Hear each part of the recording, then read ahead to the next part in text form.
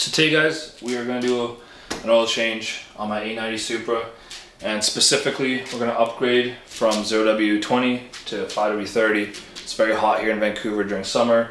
Also the car's been getting dragged a lot, so I would like to upgrade the oil so it doesn't burn as much oil essentially. What you're going to need is at least 6 quarts of oil roughly. The car takes about 6.9. You're going to need a filter and the stuff that comes with it, and you can buy this at Toyota. And another important tool that you will need is a 32mm socket, and that's to get the actual oil filter housing off. Again, very important, otherwise you're not going to get it off. And yeah, and for today specifically we got a big and a small, because this one is 5 quarts, this is 1. So essentially the engine capacity is 6.9. That's about 6. You know, it's not full, but it's enough for today. So what we want to start off with doing is releasing some of the pressure. So you open up this, and essentially that'll help some of the oil drain. And next you'll pretty much get under the car, and yeah. Here under the car you will have this little cover. Twist it counterclockwise. Sometimes it's a pain in the ass. Should pop off like that. There you go. And then under there is your 17mm. So you will, of course, get your handy dandy bucket out and ready. Make sure it's on loose setting. Find the nut right there, and now loosen that up. Oh Jesus!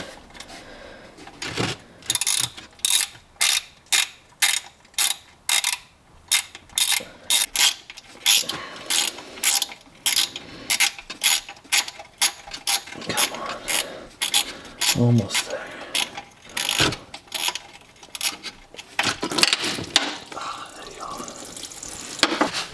Oil everywhere. Still not full, so I believe online it said wait about 15 minutes. So once you take your nut off, there's your nut, there's your old crush washer. You're gonna make sure you install the new one that comes with the kit. So, and don't over tighten these. I don't remember the exact measurement, but you just wanna pretty much hand tighten that. Don't over tighten it. So now that the oil stopped, you can clearly see that it has. We're gonna clean up the area around just a little bit. I don't want oil everywhere. There you go. Clean that up.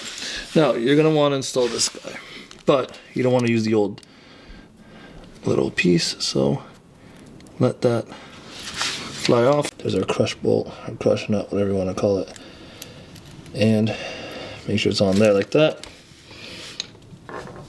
And we're just gonna reinstall this now. There you go.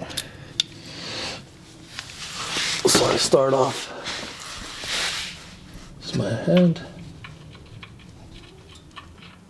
Start with your hand.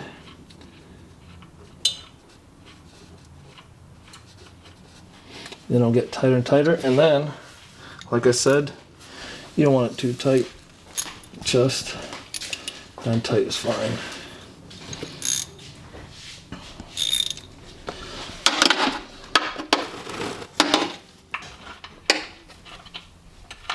So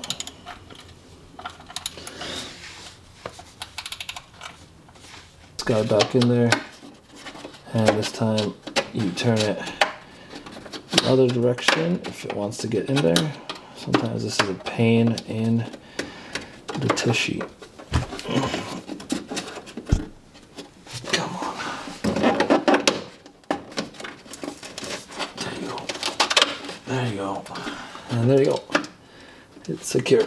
Perfect. So the filter is just located right there.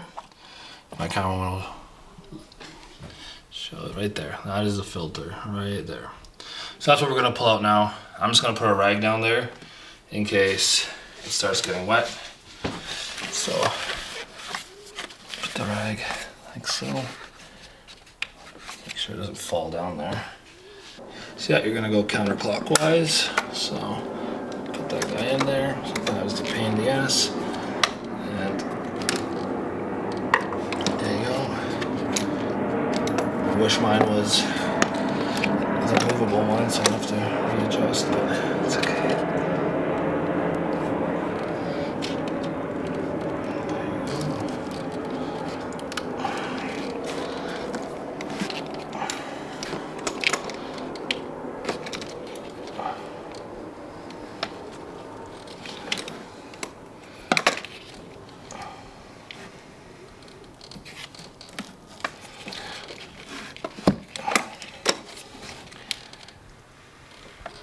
This is the most tedious part, to be honest. So now the filter should come off. Mine's really hot. So probably been a good idea to let it sit for a bit, but we have 1,000 things to do and we're in a rush, so.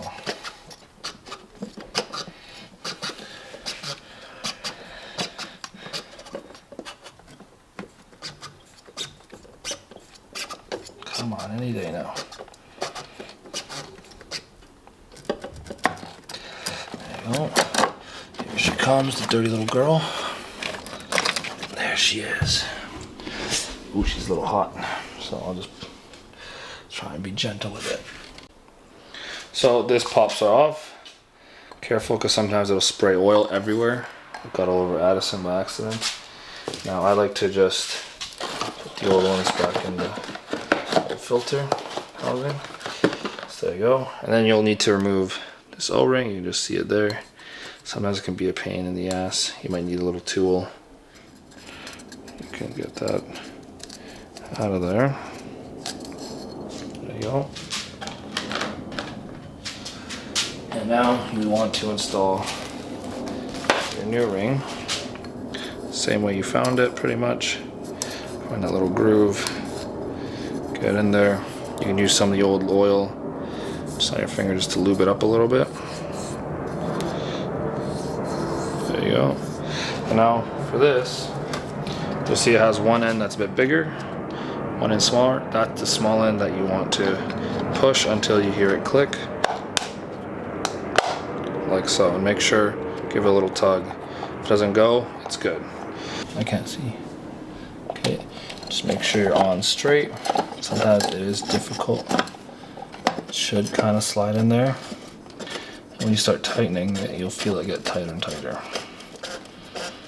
This is one of the trickier parts, of course, just finding it. There you go. And then for torque specs, I did quickly look it up. It's 25, but we don't have a torque wrench. We're just gonna eyeball it roughly. Filter's on, gotta put your new oil in so you can get one of those. And essentially you want about, I said, 6.5 quarts. We only got 6 here, but that'll do for now. I can always top it up later. But yeah, we'll pretty much put this oil in now. That's pretty much the last, or I guess second last step.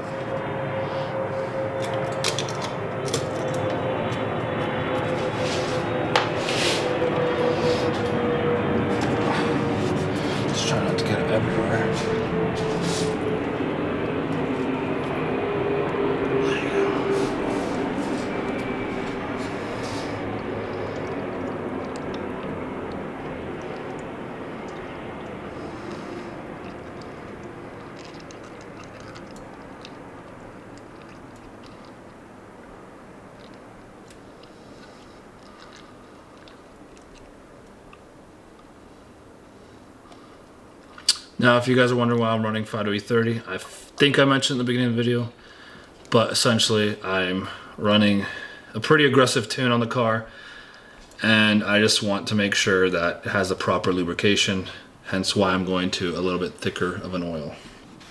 We're at 5 quarts, add one more, and that will be about 6, and again, the total is 6.9, so we'll be in that ballpark. There, just make sure. There you go. Put that there for now. I'll make sure you secure your oil cap back on. extra clicks. There you go. Then you can put your engine cover. I'm not gonna do it because I have some more work I have to do, but that's not over. So now that your car is, of course, topped up with oil, what I suggest, if you need to remove the oil light, you would have to go into service mode, of course, and remove it off your dash. There are tutorials online on how to do that. You kind of just go in diagnostic mode, triple click the start button without starting the car, and you'll go diagnostic mode. And again, there's a bunch of steps, you guys can find them online, but you want to do that so you'd eventually tell your car that you actually did the oil change and it's good to go. And after that, what I would suggest is go for a drive, half an hour, stop, test your oil, make sure your oil levels are still good, and that, you know, you don't need to top up extra. Again, I do have extra oil in case I need to top up. Again, the car needs a little bit more work before we go for a drive and test it out, but I will be making sure I do that later. So, yeah guys, that is pretty much how you do an oil change. Again, make sure if you do have to clear your oil light or oil service off your dash, go watch a video on how to do that so you can get it off. And other than that, it's pretty simple. Make sure you torque that to 25, the nut to 25, or the filter to 25, the nut to 25. And yeah, it should be good to go. Depending on what type of oil you run, you have to change it differently. Again, 5W30, I'll have to change it every 7,000 kilometers. If you're on 0W20, I believe it's about 12 to 13. So make sure you talk to some Toyota specialists or your tuners. And yeah, that's pretty much it. Hope you guys liked the video. Hope it helped you guys. And I'll catch you guys in the next video. Peace.